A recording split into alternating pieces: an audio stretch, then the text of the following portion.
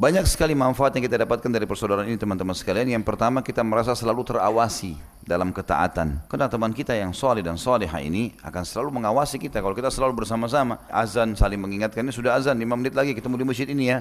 Atau saya titip sedekah sekalian ya, nanti saya bayar kamu dan seterusnya. Selalu tiap saat program ibadah. Yang kedua, mendapatkan fadilah yang besar. Pahalanya besar sekali. Besar, nggak bisa dibayangkan ini. Mereka akan diberikan mimbar-mimbar dari cahaya pada hari kiamat. Sampai para nabi-nabi dan para syuhada pun cemburu dengan itu.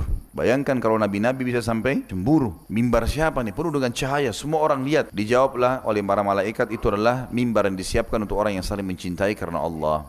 Dan makna daripada bertemu atau berkumpul karena Allah dan berpisah karena Allah, artinya kalau temannya itu baik, selama dia istiqamah dalam agama, maka dia jadikan sahabat. Kalau temannya menyimpang, maka dia coba nasihati, dia luruskan. Kalau tidak mau, dia berpisah karena Allah juga. Lalu kemudian dia menjalin persaudaraan dengan yang lainnya. Kalau lagi dengar khutbah, tidak boleh bercanda, tidak boleh bicara, tidak boleh berbuat hal sia-sia. Namanya lagu. Kata Nabi SAW dalam hadis sahih, pada saat khatib naik di atas mimbar dan berbicara sama orang di sebelahnya, atau memindahkan batu, maka dia telah laga. Laga itu artinya telah kehilangan pahala tadi. Bahkan kata Nabi SAW, dan siapa yang berkata kepada saudaranya, diamlah. Dia bilang diamlah, dengar aja.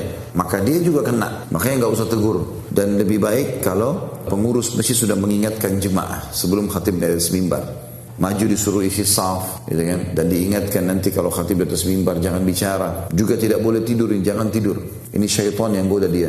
Dia harus tahu keutamaannya. Jangan terlalu mudah menceritakan kelebihan-kelebihan pasangan kita. Ini penting, terutama dalam masalah biologis ya. Kata Nabi SAW, orang yang paling buruk kedudukannya di sisi Allah hari kiamat adalah suami istri yang saling membongkar kelebihan pasangannya. Jadi kalau bapak-bapak misalnya Allah kasih istri yang Masya Allah memuaskan luar biasa, gak usah cerita sama teman-temannya. Oh istri saya itu kalau biologis begini begitu. Nanti kalau 5 orang temannya yang dengar ini, istrinya tidak begitu, apa yang terjadi? Dia ganggu ini, ya kan? Banyak terjadi kan begitu. Akhirnya temannya sendiri yang ganggu istrinya, ribut sama suaminya, nikah sama orang itu. Kan jadi begitu, jadi masalah. Sama ibu-ibu juga begitu. Kalau Allah puasin, alhamdulillah syukuri. Jangan cerita-ceritain. Kalau kita cerita, oh suami saya itu begini. Lain kalau kita cerita tentang kebaikan dia ya. Mungkin dia baik orangnya. Waktu ditanya suaminya bagaimana? Oh alhamdulillah suami saya baik. Jalankan kewajiban. Itu lain. Tapi cerita masalah sensitif ini yang mungkin orang tidak semua miliki. Terutama sih dalam hadis masalah biologis. Maka berbahaya. Kita harus hati-hati teman-teman. Karena banyak orang juga karena semangatnya mereka salah.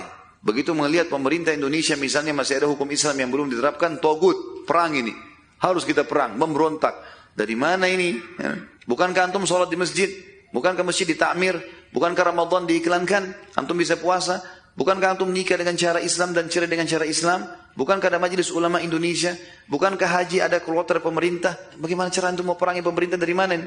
Ini bahaya sekali. Karena semangat saja, ini salah. Makanya harus antum dipandu oleh para ulama. Jangan salah ini. Tidak boleh. Kadang-kadang peperangan Nabi SAW jelas ada orang kafir menyerang, ada ekspansi Islam, memang ada pemimpin muslim yang tahu tentang masalah itu, keluar fatwa para ulama, gitu kan? Itu lain. Kalau tidak ada, kita memohon kepada Allah SWT dengan hati yang bergelora.